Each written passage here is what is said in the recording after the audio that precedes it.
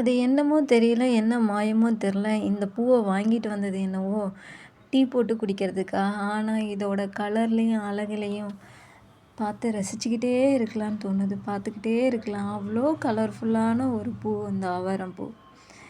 அ இது அப்படியே வாடாமலே இருந்தா ரொம்ப அழகா இருக்கும்ல. அப்படியே பார்த்து ரசிச்சுக்கிட்டே இருக்கலாம்ல அப்படின்ற மாரி ஒரு கலரு.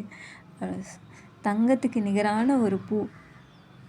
இந்த பூ நல்ல துவர்ப்பு சுவை உடையது. துவர்ப்பு சுவை வந்து பொதுவா செரிமான பிரச்சனைகள சரி பண்ணும். மேலும் இது சர்க்கரை நோய குணப்படுத்துறதுல நல்ல ஒரு முக்கியத்துவம் வாய்ந்த மலராக இருக்கிறது. ரசிச்சுக்கிட்டே இருக்கலாம்னு தோணுது. அந்த அளவுக்கு ஒரு கலர்ஃபுல்லான ஒரு பூ. அவ்வளோ ஒரு எல்லோயிஷ். அது பின்னர் இதோட இலைகள் வந்து நாங்க சிறு வயதில ஷாம்புக்கு ஆல்டர்னேட்டா யூஸ் பண்ணுவோம். இந்த இலைகள அரைச்சு தலையில தேய்ச்சு கொஞ்சம் நேரம் வச்சிருந்து குளிச்சா நல்ல குளிர்ச்சி. அழுக்கும் நல்லா போகும். எண்ணெய் பிசுபிசுப்பும் நல்லாவே போகும். ரொம்ப பிடிக்கும். அ இத உபயோகிக்கையில நல்லா அந்த குளிர்ச்சி தலையில இறங்குறது நல்லாவே தெரியும். இதுக்கு மேல என்னங்க திருப்பி இந்த பூவ பார்த்துக்கிட்டே இருக்கணும். பார்க்கலாம், பார்க்கலாம் பார்த்துக்கிட்டே இருக்கலான்னு தான் தோணுது.